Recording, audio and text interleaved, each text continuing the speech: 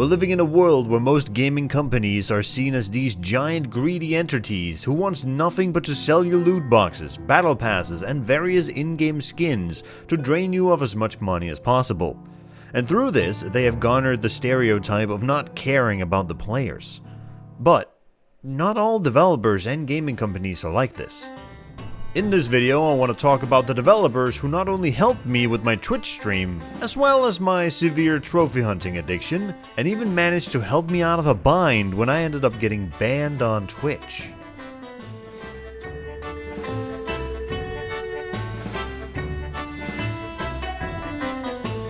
First up is Alex Brook, Matthew Crossley, and Matt Lawrence from Iteration Games. Although Matt has taken more of a backseat in recent years, but is still officially part of the team.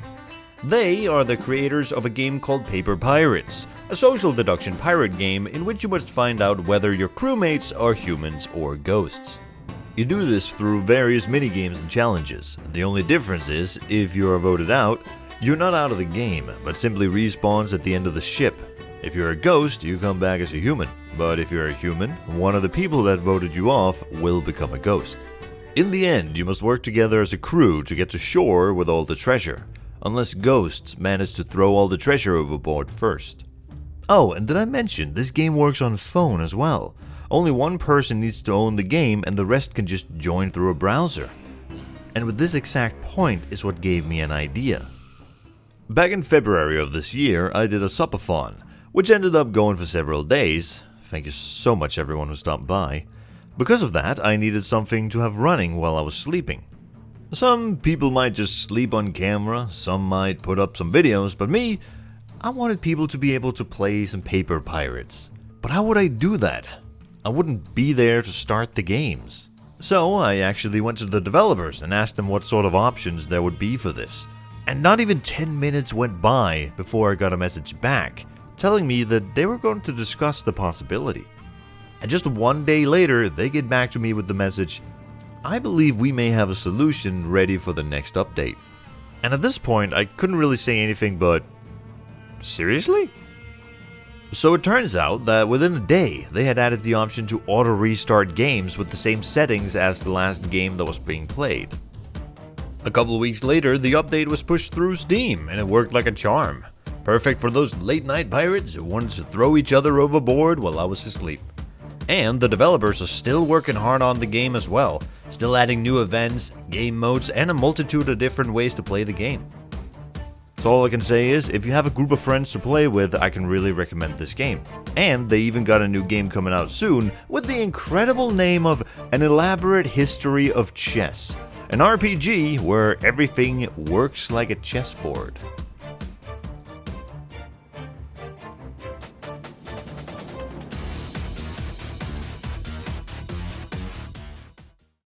In 2013, the game company Level Up Labs released a game called Defender's Quest, an RPG tower defense where you go through a story and level up your heroes, giving them equipment, and try to destroy the big bad through visual novel cutscenes and tower defense goodness. Then in 2018, they released the game onto PS4. This is the time I stumbled upon it and decided to give it a try, finding it surprisingly enjoyable. Like, please, can we please have more tower defense games with interesting themes and game modes? Like Defense Grid 2, the Castle game, Defender's Quest, Sanctum 2, and even Orcs Must Die. They all had their own special gimmick to them and they were all incredible. I'm just so tired of seeing the same old mobile game looking tower defense game with a set path and only certain locations you can place towers. Yes, I'm looking at you, Bloons.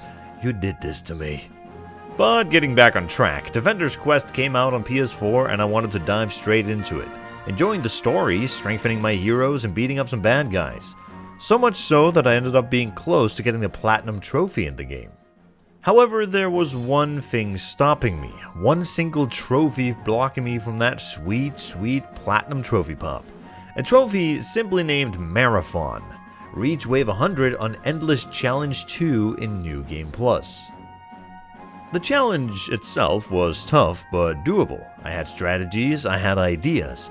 But it turns out the thing stopping me from getting the trophy wasn't my complete lack of skill, but instead the fact that the PlayStation simply did not have enough RAM. Turns out, the way the game was coded for each spawned enemy, it would add a bigger and bigger load onto the console's RAM, and by wave 80 or 90, the game would grind to a halt. And I'm talking less than 1 frame per second.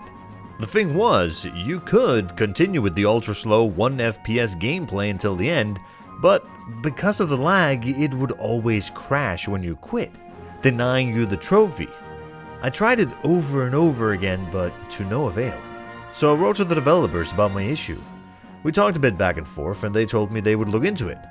And when they were trying to locate the issue, they ended up finding a bottleneck in the way that the game was coded. After about a month has passed, I got an email saying that the issue should now be fixed. So, of course, the next day I tried loading up the game, and hey, here we go. I got an update. The lag was gone, I absolutely annihilated the level, the trophy popped, and I acquired that glorious platinum trophy. And even to this day, you'll see that I was the first person to acquire the platinum trophy for Defender's Quest.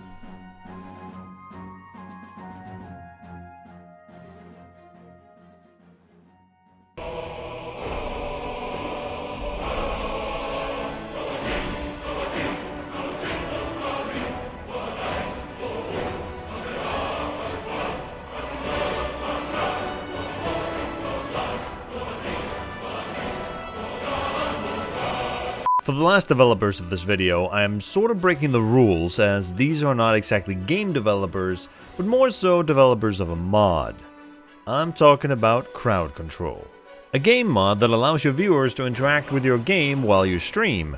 With customizable settings, prompts fitting for the game, and an extremely easy setup, this was an obvious go-to for some community chaos. With an ever-growing library of games, it's always a fun mod to come back to from time to time to play around with.